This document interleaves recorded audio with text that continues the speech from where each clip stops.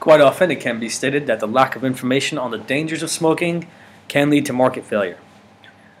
To what extent is the improved provision of information the best method to correct this market failure?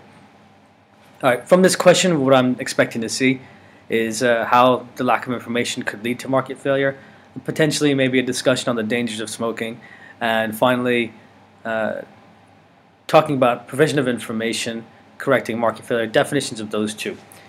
So first thing we see is market failure is when the free market fails to deliver an efficient allocation of resources. By now you've noticed a trend that appears in mostly all essays. When applied to the problem of smoking, it is seen that as smoking results in negative externalities, there are many problems that arise from its consumption. Therefore, this is an example of a market that has failed to provide an efficient allocation of resources, so there is an effective, or we say efficient output. I would like to see the exact externalities, but I think they will be explained later on. The lack of information is considered information failure when either the consumers or producers are unaware of all the information that there is available. In this case, smokers who have a lack of information about the health impact of smoking. Now, the improved provision of information could be thought of as the best method to correct market failure because it would result in a decrease in consumption of this demerit good. Okay, would like to see a definition of demerit good and how ultimately it works. In order to decide if this is the most effective way to correct market failure, I will consider the costs and benefits that would result from implementing this, and I will compare this to an alternative method of taxation. I like this paragraph because it tells me what to expect. We're going to look at a for and against for information provision, and then take a look at taxation. The diagram, it looks like it's going to be explained, but the only problem I have here, once again, as in others we've seen, is the lack of correct labeling. Okay, remember, if you're going to put a diagram in, make sure it's correctly labeled, and also make sure that you explain it below. The improved provision of information will ensure that customers are more aware of the dangers of smoking for them and to others. Therefore, they will change the perceived costs and benefits of the consumption of this good. This is most likely to change the incentives of consumers by educating them on the full problems that arise from the problem of smoking. The correction of information failure will shift the demand curve to the left due to the decrease in demand from D to D1. This shift will more fully reflect the true cost of smoking on society and will result in a change in how consumers perceive the dangers of smoking. The consumers are less likely to overconsume the product if they have better knowledge of its dangers, successfully reducing the consumption of smoking, and this could be considered the best method to correcting this market failure. Okay, excellent points made. That by informing consumers that the amount of consumption will decrease, although it may not affect consumers drastically and reduce all consumption of smoking right away, it is likely to have some effect on consumers, and so they are less likely to continue smoking. I would also point out here that it does take some time for this, the provision of information to take effect, and I think that's definitely an analysis and evaluation point. Another advantage of the provision of information surrounding the consumption of cigarettes is that it is likely to prevent market failure in the future. The improvement of provision of information by the government through advertisements and appeals is likely to enhance the knowledge of society before they begin to consume in the first place. This will be preventative of market failure if the government can prevent the consumption of this good before people become addicted to it. It will be considerably more difficult for those who smoke to stop once they become addicted to the product, as it is a psychological addiction. Hence, it would be more effective for those who do not consume the product, yet as they will be able to make a more informed decision rather than those who are addicted, who will be subject to bias because of their addiction. And this is a good point, right? If we start providing information, those who are smoking will find it more difficult to quit, rather than those who will never start in the first place. Examples of ways in which the government can improve the provision of the product are through advertising on cigarette packets, better education within schools of the dangers of smoking, more detailed information on the dangers, further expansion of health warnings through advertising. Okay, excellent ways of actually applying how this can be done. I think there's a great discussion here on the benefits. There's a criticism as well, so let's see what else comes.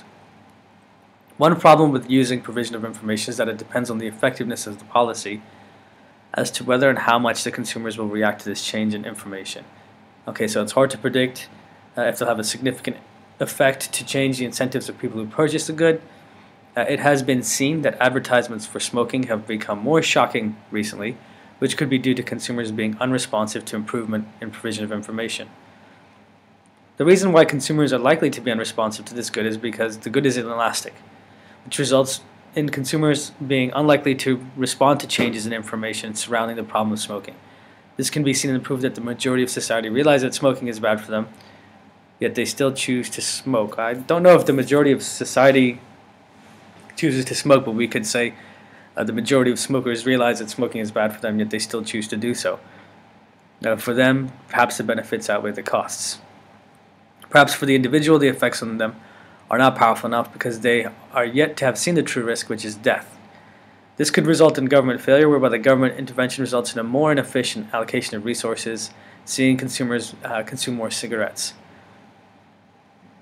I'd like some explanation here about a little bit more about the inefficient allocation. Maybe saying that spending this money is just wasting money in the sense that it's not going to have the intended outcome, and we're not effectively using those resources in government to help stop this problem if people continue to consume.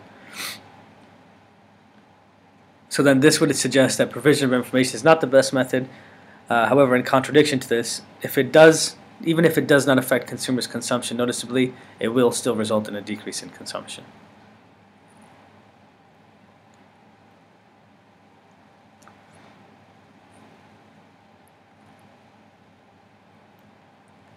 An alternative method to provision of information as the best method to correct this market failure is through indirect taxes, reducing the consumption of smoking because of the implementation of the indirect tax. Diagram showing the implementation of a tax. Again, labels will need to be correct, but I'm getting the general idea of what they're trying to achieve. The effect of the indirect tax on the supply and demand diagram is that it will shift the supply curve to the left from S to S1. Okay? The reason why it was because the government will make producers pay a tax for producing their good. This will internalize the external costs that are produced from the smoking, which results in market failure. Producers are likely to pass a tax on to consumers because they know that they are still going to be willing to pay the extra amount for the product because the product is inelastic. This change results in a more effective reflection of the full cost to society. The price of the cigarettes will increase, which will result in a contraction in demand. Therefore, consumers are less likely to consume the cigarettes, which result in market failure. However, it could be considered that consumers are unlikely to be very responsive to the change in price because the good is inelastic. This meaning that it would be unlikely to be very effective as a solution to market failure produced by the consumption of cigarettes because consumers are unlikely to reduce their consumption of them due to their addiction. This is significant because this means that this type of alternative is not likely to be the best method to correct this market failure. Look at that point with some evaluation here. It can also be proven that this is not the most effective way to prevent market failure because the government already do implement indirect tax on cigarettes and still there is no reduction in the consumption of this product. I would like to examine this point. You say even though the government implements indirect tax on cigarettes, you're saying there's no reduction in the consumption. Well, we would actually have to look at figures. Even if demand is inelastic, it would still reduce if the price were to go up. Even if by a smaller amount than the change in price, you should definitely consider that there will be some reduction in the consumption of the product. This is a similar disadvantage as with provision of information, but provision is likely to be slightly more successful because people are more likely to stop consuming due to the overcoming shock that certain types of advertising can have. I would even say people are less likely to start consuming cigarettes as well for that very reason. There's been a further focus by the government on advertising that has the incentive of shocking the audience, which results in a movement towards correcting market failure. Their use of children to appeal for their families to stop smoking is an example of how horrifying yet effective the improvement of information can be. I think that improved provision of information is the most effective method. Here they answer the question. Due to the consumption of cigarettes, due to the fact that compared to alternative methods of government intervention, I believe this is the most effective. From my point of view, it is the most effective to the extent that it does not completely correct market failure because those who are addicted to cigarettes are not as inclined to stop even when they are exposed to more shocking advertisements. Therefore, a combination of many of the government interventions could be a more effective method to aiming to correct market failure. Alright, if I'm going to look at the 4 levels, this is a rather long essay. The student who handed this in, I wouldn't suggest you writing such a long essay unless you have the time. But I have a feeling that you're not going to be able to pull this off in 20 minutes or so. So I'm going to look at it from the perspective that this was handed in as kind of homework. But if it were an exam essay, it's probably the longest I've seen so far. I wouldn't suggest writing this long, and a lot of this could be chopped out. Okay, knowledge and understanding were evident with correct definitions. That's correct. This was applied throughout as a discussion on smoking.